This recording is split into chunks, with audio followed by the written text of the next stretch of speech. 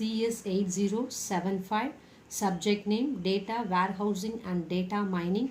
Topic is Decision Tree Induction, which is covered in Unit 4. Presented by P. Shenbaga Priya, Assistant Professor, Department of Computer Science and Engineering, Einstein College of Engineering. Now we are going to see about the classification. Classification model predicts catalogable class labels. The following are the two examples for the data analysis task of classification. Here the first one is bank loan officer. Here we want to analyze the data in order to know which customer are risky or which customer are safe. In marketing manager example, here the company needs to analyze a customer with a given profile who will buy a new computer. In both of above examples, a model or classifier is constructed to predict the catalogable labels. These labels are risky or safe for a loan application data and yes or no for marketing data. How does the classification works? There are two steps. The first one is building the classifier or model. This step is a learning step or learning phase. Here we have to build the classifier. The classifier is built from training set made up of database tuples and their associated class labels. Each tuple that constitutes the training set is referred to as category or class. These tuples can also be referred to as sample, object or data points. Next one step is using classifier for classification. In this step, the classifier is used for classification.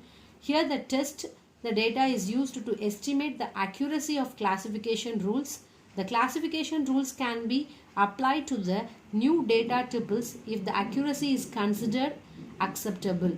In the above diagram, classification algorithm, we need training data and also we need classification rules. In the training data, we had mentioned the person name, person age, person income, person loan decision, and then with the help of training data, we have to frame a classification rules.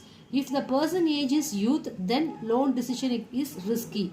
If the person income is high, then loan decision is safe. If the person age is middle aged and income is low, then loan decision is risky. Okay. The next one is decision tree induction. A decision tree is a structure that includes a root node, branches and leaf node. Each internal node denotes a test on an attribute. Each branch denotes the outcome of a test and each leaf node holds a class label. The topmost node in the tree is the root node. Here we have to see an example by a computer. It indicates whether the company customer is likely to buy a computer or not. Each internal node represents a test on an attribute. Each leaf node represents a class. Here age indicates a person age.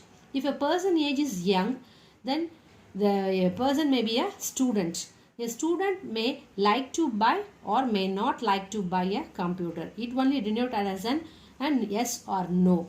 Okay. If the person age is middle, he or she is like to buy a computer. If a person age is senior, we have to check the credit rating.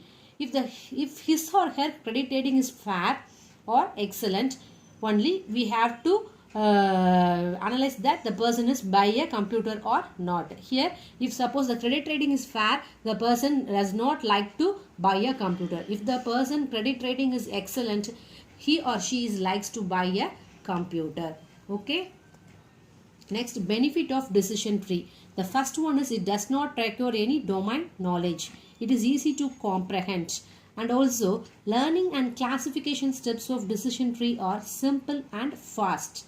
Next one is decision tree induction algorithm. It is named by J. Rosqualin in 1980, developed a decision tree algorithm known as ID3. Later, he represented it as an C4.5 and then C4.5 and ID3 adopt a greedy approach. In this algorithm, we don't need a backtracking. Trees are constructed in top-down, recursive, divide and conquer manner. Here this is an algorithm of decision tree. Okay, here input is data partition D, and then which is the set of training tuples and their associated class labels. Attribute list, the set of candidate attributes. Attribute selection method, it is a procedure to determine the splitting criterion that best partitions the data tuples into individual classes. This criterion includes a splitting attribute and either a splitting point or splitting subset. Output a decision tree method. Create a node n. If the tuples in D are all of the same class C, then return n as a leaf node labeled with class C. If the attribute list is empty, then return n as a leaf node with labeled with majority class in D. Okay. If the splitting attribute is discrete valued and multi-way splits allowed, then attribute list equal to splitting attribute. Now we have to check for each outcome J of splitting criterion, let Dj be the set of all data tuples in D satisfying outcome J. If Dj is empty, then attach a leaf labeled with majority class in D to node n. Else attach the node returned by generate decision tree Dj, attribute list to node n, and for return n. Next, tree pruning. Tree pruning is performed in order to remove the anomalies in the training data due to noise or outliers. The pruned trees are smaller and less complex. There are two approaches used to prune a tree. The first one is pre-pruning and second one is post-pruning. Pre-pruning is nothing but a tree is pruned by halting its construction early. Post-pruning, it removes the subtree from fully grown tree. Cost complexity. Cost complexity is measured by the following two parameters. Number one is number of leaves in the tree and error rate of the tree. Thank you, students. Bye.